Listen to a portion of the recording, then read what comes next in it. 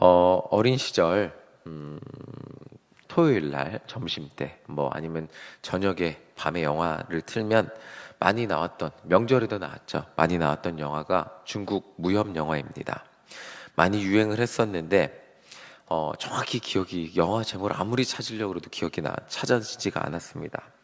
한 사람이 열심히 무술을 수련했는데 그 이유가 아버지의 원수를 갚기 위해서였습니다. 그 영화 열심히 무술을 수련해서 이제 적들을 하나둘씩 물리쳤죠. 그리고 마지막 장면, 드디어 원수를 물리쳤는데 그 원수 대장이죠. 그 원수를 싸워서 이기게 되었습니다. 이제 원수는 무력하게 주인공의 마지막 한 방을 맞으면 죽음을 맞이할 것 같은 그런 상황이 됐는데, 한 대만 치면 죽일 수 있는데 그 뒤에서 원수의 자녀가 자기 아버지를 걱정스럽게 쳐다보는 그 장면은, 그 주인공이 원수를 죽이기 전에 그 모습을 보게 됩니다.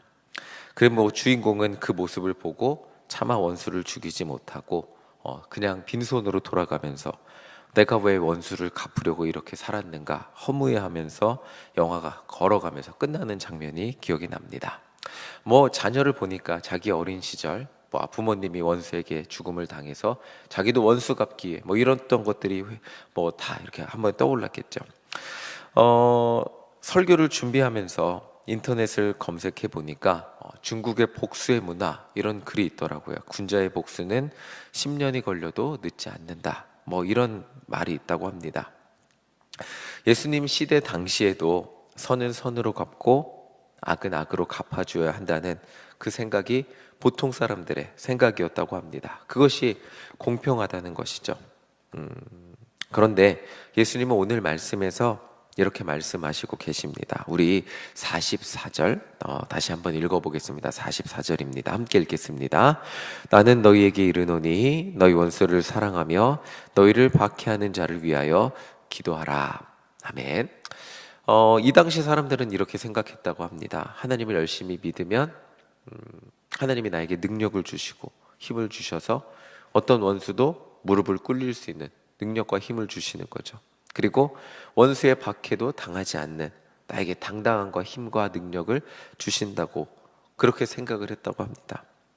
그런데 예수님은 그런 약속을 하시는 것이 아니라 이렇게 말씀하십니다. 너희들 원수를 사랑하고 너희를 박해하는 자를 위해서 기도하라 라고 말씀을 하십니다. 이 말에 전제가 있죠. 원수 갚을 일이 생긴다는 거고, 또 전제는 박해하는 게 전제죠.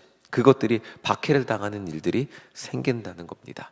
그런 일들이 생긴다고, 하나님을 열심히 믿고 주님을 따르면 그런 일들이 안 생기는 것이 아니라 너희들이 항상 당당하고 멋지고 세상의 모든 원수들이 너희들을 발 앞에 굴복해서 너희들이 항상 자존심이 세고 누구에게 아쉬운 소리를 하지 않고 항상 멋진 모습으로만 사는 것이 아니라 세상에서 가장 높은 자의 삶으로 살아가는 것이 아니라 너희들은 원수를 사랑해야 되는 그런 경우의 삶을 살아갈 수도 있게 되고 박해를 당하는 그런 경우의 삶을 살아가게 될 수도 있는데, 그런 경우에 원수를 사랑해주고 너희를 박해하는 사람들을 그들을 위해서 기도해 주라고 말씀해 주시고 계시는 것입니다.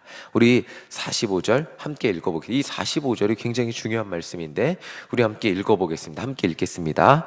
이같이 한즉 하늘에 계신 너희 아버지의 아들이 되리니 이는 하나님이 그 해를 악인과 선인에게 비추시며 비를 의로운 자와 불의한 자에게 내려주심이라. 아멘. 예수님은 원수를 사랑하고 우리를 박해하는 자를 위해서 기도하는 사람, 그 사람이 어떻게 된다고 말씀해줘, 45절에 말해줘. 그냥 그렇게 해야 된다 이게 아니라 그 다음에 그렇게 하는 사람이 아버지의 아들이 된다고 말해주고 있습니다. 우리는 이미 다 알고 있습니다. 하나님의 아들 예수 그리스도가 이 땅에 오셔서 죄인인 인간을 위해서 십자가에 못 박혀 죽으셨습니다. 그리고 자신을 죽이라고 소리치는 군중을 바라보며 저들의 죄를 사하여 달라고 기도하셨습니다. 자신을 죽이려는 사람들까지도 품고 기도하셨던 분이 하나님의 아들 예수 그리스도시고, 우리도 예수님과 같은 삶을 살아가면 비로소 하나님의 자녀의 삶을 살아갈 수 있게 된다는 것입니다. 이것이 그리스도인의 삶의 비전이기도 하고 예수님을 열심히 믿고 우리 삶에 찾아오는 삶의 변화이기도 합니다. 다시 말하면 예수님을 구원자로 믿고 우리는 이전과 다른 예수님을 믿기 전과 다른 삶을 살아가게 됩니다. 그 변화된 삶의 모습이 무엇이냐면 아까 방금 전에도 말씀드렸지만 항상 나의 삶 가운데 자존심이 구겨지지 않는, 뭔가 사람들에게 아쉬운 소리를 하지 않는 그런 삶은 아니라는 것입니다. 우리 안에 찾아오는 변화는 바로 오늘 우리가 읽은 말씀 그대로라는 것입니다. 악한 자를 대적하지 않고 오른편 뺨을 치거든 왼편도 돌려대고 우리를 고발하여 속옷을 가지고자 하는 사람에게 겉옷까지도 주는 삶, 억지로 우리를 걷게 하는 사람에게 심리를 동행해 주는 삶, 구하는 자에게 주고 꾸고자 하는 자에게 꾸어주는 삶을 살아가게 된다는 것입니다. 이러한 삶을 살아가는 사람이 바로 하나님의 아들이라는 것입니다. 근데 여기에는 중요한 전제와 목적이 있어요. 중요한 목적이 있어요. 예수님은 영혼 구원을 위해 자신의 목숨을 희생하셨습니다. 이것이 중요한 거예요. 이렇게 우리가 이렇게 악한 자를 대적하지 않고 오른편 뺨을 치거든 왼편 뺨도 돌려대고 우리를 고발하여 속옷을 가지고자 하는 사람에게 겉옷까지도 주고 억지로 우리를 걷게 하는 사람에게 심리를 동행해주는 삶을 살아가는 이유는 영혼 구원을 위해서 그렇다는 것입니다. 실제로 예수님은 이 땅에서 그런 삶을 사셨고 그 삶의 결과가 영혼 구원이 되었음을 우리는 알고 있습니다. 자, 우리 45절 함께 읽어보겠습니다. 45절 함께 읽겠습니다. 이같이 한즉 하늘에 계신 너희 아버지의 아들이 되리니 이는 하나님이 그 해를 악인과 선인에게 비추시며 비를 의로운 자와 불의한 자에게 내려주심이라. 아멘. 이같이 한즉 하늘에 계신 너희 아버지의 아들이 되리니, 우리가 원수를 사랑하면 우리는 하나님의 아들이 된다고 말하고 있습니다. 그런데 이 후반부가 더 중요합니다. 하나님이 그 해를 악인과 선인에게 비추시, 그 해가 하나님의 사랑의 해, 은혜의 해입니다. 악인과 선인에게 비추시며 은혜의 비를 의로운 자와 불의한 자에게 내려주신 자고 말해주고 있습니다. 우리가 하나님의 아들의 모습으로 원수를 갚지 않고 살아갈 때 우리의 모습을 통해 하나님의 은혜의 해가, 하나님의 은혜의 비가 내려질 것이고 그것을 통해 영혼의 구원의 역사가 일어나게 된다는 것입니다. 예수님이 우리 가운데 십자가의 사랑을 통해서 보여주셨습니다. 제가 작은 일이지만 사역을 하면서 배우는 것이 있다면 항상 교회 사역을 하면서 모든 인간관계 가운데 웃기만 하면 좋겠습니다. 그게 제 소망이고 바람이죠. 항상 웃으면 좋겠습니다. 그런데 항상 웃을 수만은 없는 것이 인간관계이고 사역의 현장이라는 것을 경험하게 됩니다. 때로는 누군가의 작은 말 한마디가 저에게 비수처럼 꽂혀서 마음이 힘든 날도 있죠. 때로는 이 관계에 부딪힘이 생기는 날도 있습니다. 때로는 화를 내시는 경우들도 있어요. 그런데 화를 내거나 관계에 마찰이 생기는 경우, 인간관계에 있어서 그것들이 어쩔 수 없는 경우들이 생기지만 항상 그것들을 통해 배우는 것은 관계에 마찰이 생기지 않는, 때로는 예기치 않게 관계에 마찰이 생기기 때문에 그것들을 100% 완벽하게 예방할 수 있는 방법이 없다는 것을 배우게 됩니다. 그래서 더 중요한 것이 무엇이냐면 마찰이 생긴 다음이라는 것을 경험하게 됩니다. 모든 경우에 적용되는 것은 아니겠죠. 그러나 마찰이 생긴 다음에, 그때 그 다음에 잘 해결하는 것, 그 다음에 그냥 따뜻한 관계로 제가 먼저 다가가고 그것을 해결하려고 노력을 한다면 오히려 이전보다 관계가 더 회복이 되는 것을 경험하게 됩니다. 물론 당장 오늘 내일 해결이 되지 않는 경우들도 있지만 결국 시간이 흘러서 제가 지속적으로 관계의 개선을 위해 사랑하고 다가가고 함께 하려고 노력한다면 오히려 그 이전에 그냥 스쳐 지나갔던, 항상 웃으면서 좋은 말만 했던 사이보다 더 깊어진 관계가 된다는 것을 경험하게 됩니다. 많은 순간 이 완전히 아무 갈등이 없는 관계, 뭐 항상 웃으면서 그냥 좋은 말만 하는 관계, 이것들이 항상 좋은 것 같긴 하지만 오히려 더 관계가 깊어지는 순간들은 갈등 이유라는 것을 경험하게 됩니다. 사랑으로 갈등을 해결하고 서로 웃어야 목회가 훨씬 쉬워진다는 것을 매번 경험하게 됩니다. 저를 힘겹게 하는 분들에게 고개를 돌리고 불편한 티를 내고, 그리고 때로는 제가 이기고 싶을 때가 있다고 해서 그거를 매번 이기면 오히려 역효과가 난다는 것을 경험하게 됩니다. 이겨서 뭐해? 꼭 이겨야 합니까? 라는 단어가 저에게는 항상 새겨지게 되는 것을 경험을 통해 매번 배우게 됩니다. 그 순간에는 너무 이기고 싶어서 항상 이기려고 노력을 하지만 이기고 나면 진짜 이긴 것이 아닌 것임을 기억하게 매번 배우게 됩니다. 내 자존심이 세워지고 내가 이겨서 정말 그 짧은 순간 자존심이 세워지는 경험이 오히려 목회에 더 도움이 되지 않는 것을 경험을 하게 됩니다.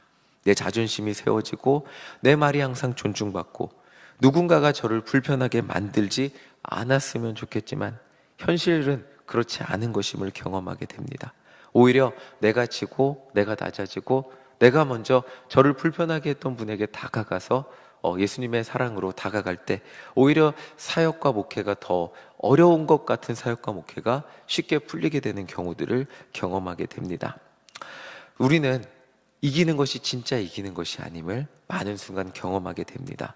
진짜 예수 안에서 진짜 승리가 무엇인지 생각해 보게 됩니다. 예수님은 십자가에서 진짜 승리를 하셨습니다. 어떤 인간도 할 수 없는 그 원수까지도 품고 자신의 목숨을 그들을 위해 주시는 희생을 선택하셨습니다.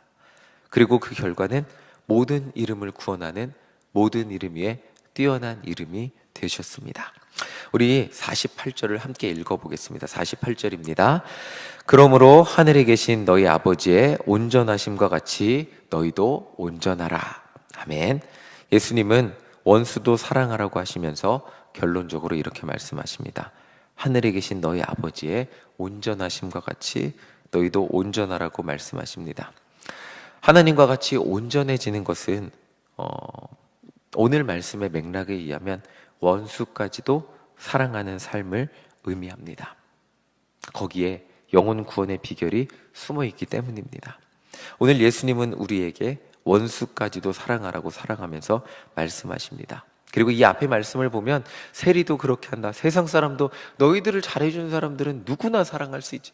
예수님을 모르는 사람도 자기에게 잘해주는 것은 너무나 당연한 세상 인간관계와 사람들의 관계에 있지 않으니, 그런데 나를 따르는 사람은 뭔가 달라야 되지 않겠니? 그게 뭐냐면 원수를 사랑하는 삶이야 라고 가르쳐 주시고 계십니다. 이 말씀이 우리에게 주시는 비전이 바로 이것입니다. 예수님을 닮아가는 예수님의 제자는 항상 승리하며 세상의 꼭지점에 위치해서 꼭대기에 위치해서 자존심이 센 모든 사람이 내 발밑에 있는 삶을 살아가는 것이 아니라 세상 누구도 할 수 없는, 아니 누구도 하고자 하지 않는 그 삶, 나를 힘들게 하고 나를 어렵게 하고 나의 마음을 아프게 하는 사람들까지도 품고 그들까지도 사랑하는 그런 삶을 살아가게 될 거야 라고 예수님이 우리에게 그 삶에 예수님을 따르는 제자들의 삶의 비전을 오늘 말씀을 통해 보여주고 계신 것입니다. 결국 우리는 그 삶을 살아감으로써 영혼 구원을 감당하는 삶을 살아가게 될 것입니다. 예수님은 오늘 우리에게 말씀하십니다.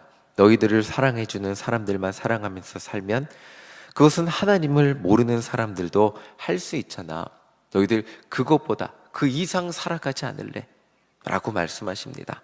너희들을 사랑해주지 않는 사람들을 사랑하면서 그들을 품고 그들을 위해 기도하면서 산다면 세상 사람들이 살아가는 것보다 더 위의 삶을, 더 높은 비전을 가지고 그들의 영혼 구원을 위해 살아가는 하나님의 자녀가 될 거야 라고 그 삶으로 우리를 초대하고 계십니다. 예수님은 모든 사람들은 그렇게 살아가고 있습니다. 평범한 삶, 미움과 아픔과 눈물과 원수와 원한이 얽히고 설키고 세월이 덮어져서 마치 정혜정 장로님이 쓰레기산을 갔을 때 그런 말씀을 하더라고요. 한국에서의 우리의 삶이 마치 괜찮은 척하지만 내 마음은, 우리의 마음은 쓰레기산과 같지 않았나, 이런 마음, 이런 말씀을 하더라고요. 이렇게 조금만 이렇게 삽으로 파면 이 과거의 상처와 아픔의 악취가 막 올라오는 그런 삶을 살아가는 것이 우리의 삶의 모습인데, 그런데 예수님은 그것 이상의 삶을, 그것 때문에 눈물 흘리며 매번 누구 때문에 아프고 누구 때문에 힘겹고 누구 때문에, 이것보다 더 높은 이상을 바라보며 사는 삶을 우리에게, 그 삶을 초대하고 계십니다. 그 삶을 살아가기 위해서 예수님이 우리에게 보여주시는 비전이 있다면 원수를 사랑하는 삶입니다. 그리고 그 삶을 살아가기 위해서 우리에게 잘해주는 사람만이 아닌 우리를 힘겹게 하는 사람도 품고 그들을 위해 기도하는 그런 사람이 되라고 우리에게 말씀해 주시고 계십니다. 정말 힘들고 어렵습니다. 그리고 저도 하려고 노력하지만 잘하고 있다고 말씀드리기 어려운 그런 삶입니다. 그런데 그 삶의 열매는 영혼 구원이 될 것이라고 예수님은 우리에게 약속해 주시고 계십니다. 오늘 예수님의 그 초청, 그 말씀 따라 그 삶에 동참하는 우리 모두가 되시기를 간절히 소망합니다. 그 삶에 동참하며 살아갈 때, 우리가 언젠가 주님 앞에 갈 때, 주님, 나는 정말 예수님 닮아 그렇게 살아가며 영혼 구원의 열매를 맺었습니다. 주님 앞에 정말 다른 사람보다 주님이 주신 비전 따라 그 길을 걸어가다 주님 앞에 왔습니다. 그리고 영혼 구원의 삶을 살다가 주님 앞에 왔습니다. 이렇게 고백하며 주님 앞에 갈 수 있는 우리 모두가 될 줄 믿습니다. 아멘.